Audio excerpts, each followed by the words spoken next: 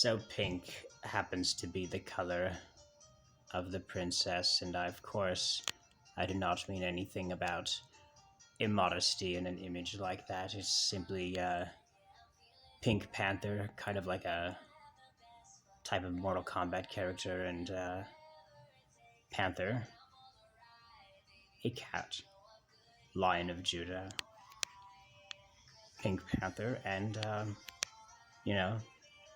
But the thing is, I've had so many people tell me I'm the Joker, and I have a Heath Ledger costume that somebody actually mailed me because they saw me impersonating the Joker and getting on top of a vehicle and preaching things.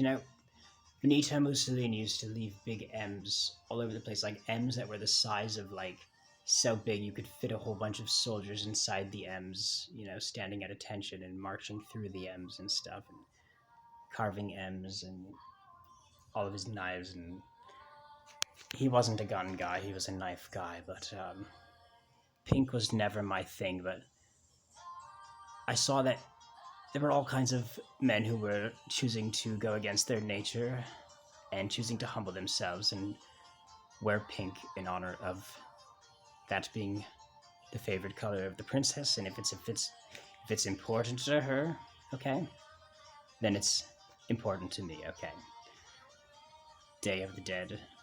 Okay, and we all must die. It's best to have as few attachments as possible. Okay, the red, white, and blue flowers. Actually, I bought those for the Shadow Mistress of Mussolini, and her name was Margaret. Okay, Marjorie is an alternative for Pearl, and Margaret is a name that means pearl. Okay, and so Marjorie and Margaret alternatives for each other, and Margot is a name alternative for the bride of the Joker, Harley Quinn, and the bride of the Joker actress is from Massachusetts. She got the New England accent. That's where John Kennedy was from. Okay, and so Harley Quinn, I consider her like the female personification of the state of Massachusetts, sort of like Jerusalem, Isaiah 66. Jerusalem is a woman, oh, that you would nurse with delight at her abundant breast, drink fully the milk of her comfort. In Jerusalem you will find your comfort. And so the thing with I try to be as respectful as possible, but what one person finds offensive, and another person finds it could be the very thing that they really needed to hear or see, what they find entertaining, what they find amusing. Sometimes dark humor is an extremely very valuable quality to have in a world where we have a God who is clearly either he is not omnipotent, or he is either he is not omnipotent, or he is a sadist, or he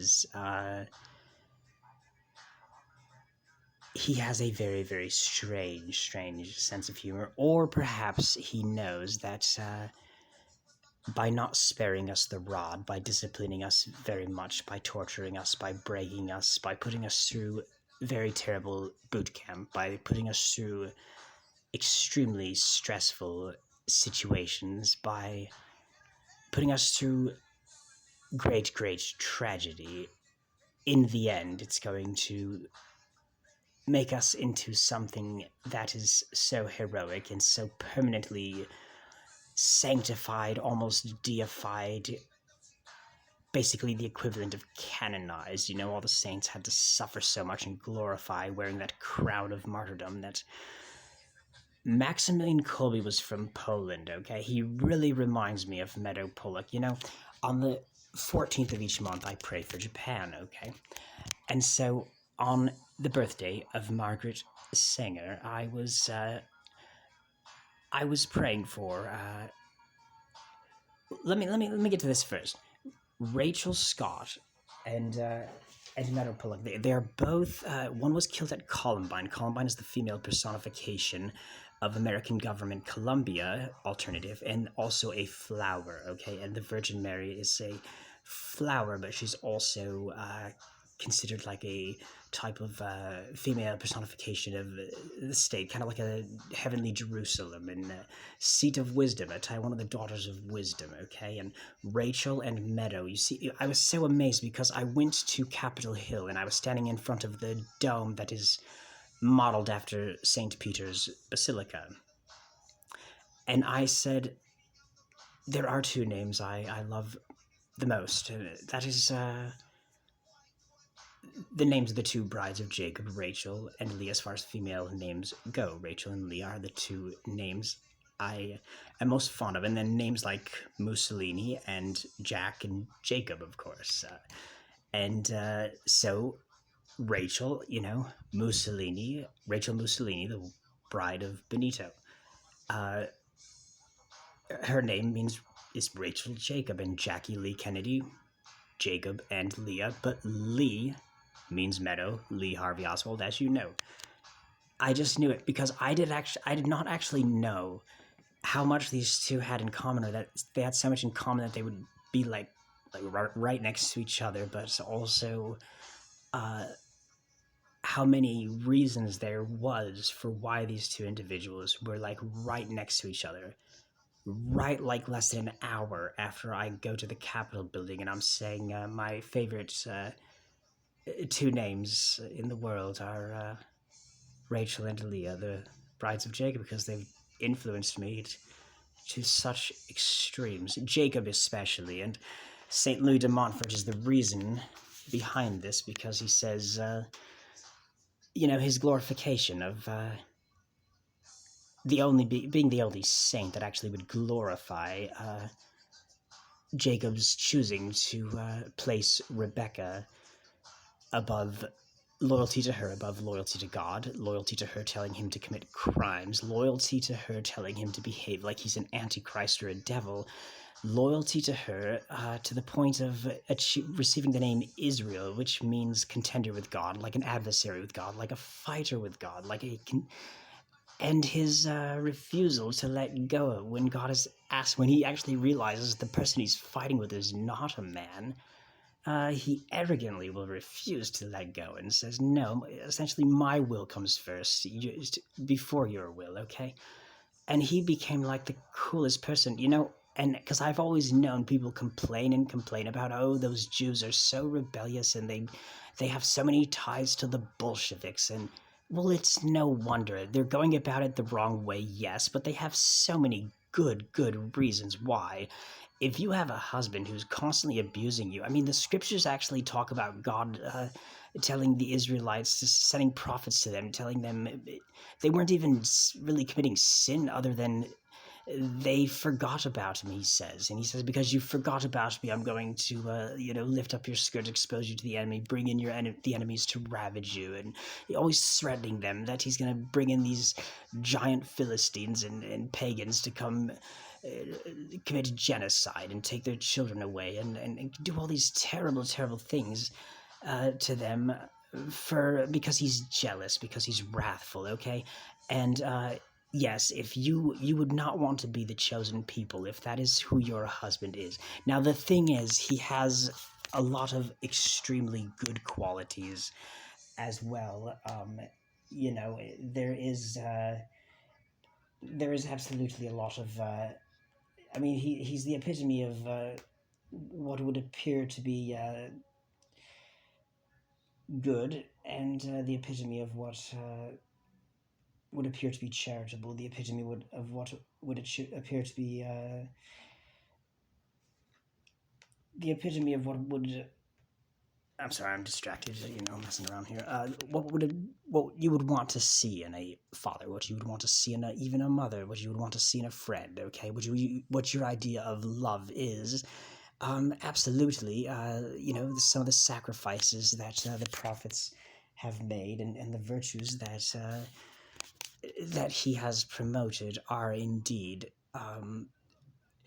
the greatest virtues I would want to see in someone willingness to be that altruistic and be willing to suffer and be tortured and die for me. But something like with Christ and a lot of the saints, you do not actually know how much agony or suffering a perfect divine human being or the closest thing you can get to that is actually going through in a situation like that. I mean, for one, if he knows billions of people are going to be worshiping him and he's going to be the most famous celebrity in the whole world, the most successful person in the whole world, he's very glad he got born in a barn with animals. If he knows that people are going to feel so sorry for him and make these videos and more movies are going to be made about him, more books are going to be written about him, there are a lot of very, very selfish people who would wear a crown of thorns and get crucified if they knew that that's what they're going to receive. Like, for instance, there was there's the fact of the matter is that there have been Japanese Shinto adherents and Buddhists and things like that. The Japanese emperor had to make it illegal in Japan for people to go on this 1,000-day diet where they would mummify themselves while they were still alive, oftentimes getting buried while they were still alive. They would it was a type of 1,000-day diet where everything that could possibly decompose burns up. All fat and all muscle tissue burns up, and the person becomes a mummy while they're still alive. And sometimes the people would be buried alive, attached to a rope with a bell, and they would ring the bell every now and then to let the people above know that they're still alive. And when the bell hasn't rung for quite some time, then the person gets dug up, and they are an incorruptible mummy, and they did it while they were still alive. So there's like this great reward on the other side. Supposedly they get to have all this power because they laid down their life to atone for the sins of the people, kind of like Christ, but much more difficult crucifixion. And they're getting far, far less honor. And some of those kamikazes and some of those bonsai charges and some of those samurai cutting out their own guts and watching their guts in front of them as they bleed to death, the amount of pain and suffering that they endured in the basic training, the amount of pain and suffering that they endured, that they were dropping dead in basic training during the samurai in World War II and some of the other times in history. It's far greater a sacrifice that they're not getting a lot of praise for, or all these young women that are trafficked and raped by hundreds of men. Junko Furuta in 44 days, over 400 men in this gang raping this straight-A student who didn't do anything wrong, torturing her in all kinds of crazy ways, and shattering glass inside, or orifices so she's urinating blood. That's what I felt like when I shattered my pelvis. I was urinating blood clots larger than marbles after my suicide attempt, in 10 weeks in a wheelchair and leaving deep ends drenched in blood and trails of blood in the hallway. I could only imagine if I was surrounded by hateful people in a moment like that, and I didn't know that, like, I was going to have something great on the other side or any reward, and I was feeling guilt and shame. And that's so much worse than anything anybody like Jesus would go through. I mean, some people are not that strong. They don't have the knowledge. They don't have that relationship with God. So there's a lot of people that go through a martyrdom that is so much worse than anything Jesus Christ ever, could go through. Because unless he was a great sinner and he's feeling so ashamed and guilted and despair, that I think what Judas went through was a far worse calling than what God did to victimize him by calling him to be an apostle that he knows is going to be a lost soul anyways, is far worse. And so no, I think this. I'm not impressed by the sacrifice and suffering and deaths of the saints. But Maximilian Kolbe did. He traveled from Japan to to Poland so that he could die in a Nazi death camp, and he volunteered to take the place of someone else in the starvation bunker, singing the entire time. Very, very happy. Okay.